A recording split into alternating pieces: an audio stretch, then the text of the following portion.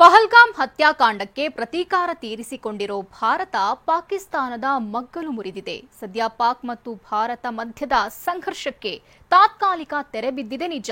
ಆದರೆ ರಾಜ್ಯದಲ್ಲಿ ಆಪರೇಷನ್ ಅಭ್ಯಾಸ್ ಜಾರಿಯಲ್ಲಿದೆ. ಮತ್ತೊಂದು ಕಡೆ ಸೇನೆಗೆ ಬಲ ತುಂಬಲು ಬಿಜೆಪಿ ಕೂಡ ತಿರಂಗಾ ಯಾತ್ರೆ ನಡೆಸಿದೆ. ಒಂದ್ ಕಡೆ ಬಾಂಬ್ ಸದ್ದು, ಮತ್ತೊಂದು ಕಡೆ ಗಾಯಾಳುಗಳ ಕ್ಷಿಪ್ರಗತಿಯಲ್ಲಿ ಸಾಗಾಟ.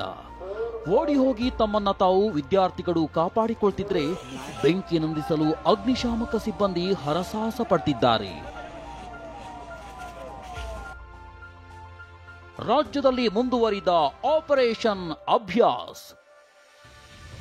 ಬೀದರ್ ರೈಲ್ವೆ ನಿಲ್ದಾಣದಲ್ಲಿ ಭರ್ಜರಿ ಮಾಕ್ ಡ್ರಿಲ್. ಬೀದರ್ ಜಿಲ್ಲಾಡಳಿತದಿಂದ ನಗರದ ರೈಲ್ವೆ ನಿಲ್ದಾಣದಲ್ಲಿ ಇವತ್ತು ಮಾಕ್ ಡ್ರಿಲ್ ನಡೆಸಲಾಯಿತು.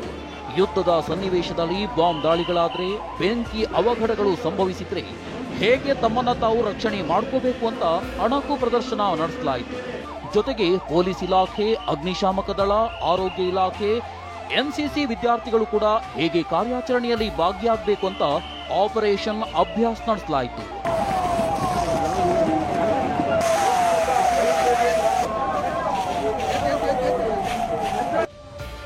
ಇತ್ತ ಮೈಸೂರಿನಲ್ಲಿ ಸೈನಿಕರಿಗೆ ಆತ್ಮಸ್ಥೈರ್ಯ ತುಂಬಲು ರಕ್ತದಾನ ಶಿಬಿರ ಏರ್ಪಡಿಸಲಾಗಿತ್ತು.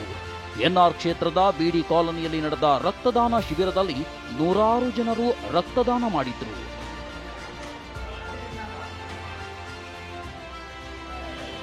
ಭಾರತೀಯ ಸೇನೆಯ ಆಪರೇಷನ್ ಸಿಂಧೂರ ಕಾರ್ಯಾಚರಣೆ ಯಶಸ್ವಿ ಹಿನ್ನೆಲೆ ರಾಜ್ಯದಾದ್ಯಂತ ಬಿಜೆಪಿ ತಿರಂಗ ಯಾತ್ರೆ ನಡೆಸ್ತಾ ಇದೆ. ಬೀದರ್ನ ಮುಕ್ತಿ ಮಂದಿರದಿಂದ ಶಿವಾಜಿ ವೃತ್ತದವರೆಗೆ ಯಾತ್ರೆ ನಡೆಸಲಾಯಿತು. 3 ಕಿಲೋಮೀಟರ್ ಉದ್ದದ ತಿರಂಗ ಹಿಡಿದುಕೊಂಡು ಶಾಲಾ ವಿದ್ಯಾರ್ಥಿಗಳು ಗಮನ ಸೆಳೆದರು. ಹಾಗೆ ಕೋಲಾರ, ಕೊಪ್ಪಳ, ಚಾಮರಾಜನಗರ, ರಾಯಚೂರು, ಬಳ್ಳಾರಿಯಲ್ಲೂ ತಿರಂಗ ಯಾತ್ರೆ ನಡೆಯಿತು. Bureau report, ಟಿವಿ9.